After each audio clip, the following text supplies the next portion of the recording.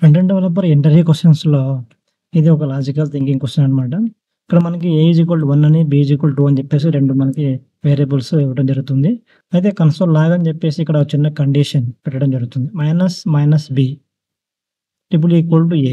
Minus B అంటే decrement of B అనమాట. Decrement of B అని చెప్పేసి ఇక్కడ దానికి ఏని కంపేర్ చేయడం జరుగుతుంది. అంటే మైనస్ బి అంటే ఇక్కడ ఎంత 2 అనమాట. మైనస్ 2 అంటే మనకి ఎంత వస్తది? డిక్రిమెంట్ ఆఫ్ 2 అంటే 1 వస్తది. మైనస్ 2 అంటే 2కి డిక్రిమెంట్ 1 అంటే మైనస్ అంటే ఒకటి మైనస్ చేయాలి. డిక్రిమెంట్ అనమాట. మైనస్ అంటే డిక్రిమెంట్ అనమాట. అయితే మనకి ఏమొస్తది? 1 వస్తది. 1 వచ్చినప్పుడు ఇక్కడ ట్రిపుల్ ఈక్వల్ టు ఏ. ఏ అంటే ఇక్కడ ఎంత మనకి 1 అంటే 1 ట్రిపుల్ ఈక్వల్ టు ఏ.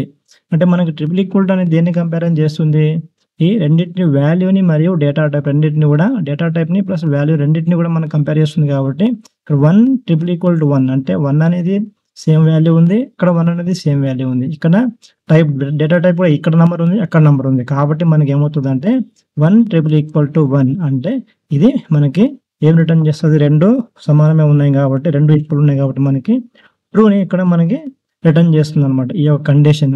ఇలాంటి మనకి చిన్న ట్రిక్కీ క్వెషన్ అనమాట. మనం కన్‌ఫ్యూజ్ చేస్తుంటారనమాట. ఇక్కడ మైనస్ బి అని చెప్పేసి పెట్టేసి మనం కన్‌ఫ్యూజ్ చేయడం జరుగుతుంది.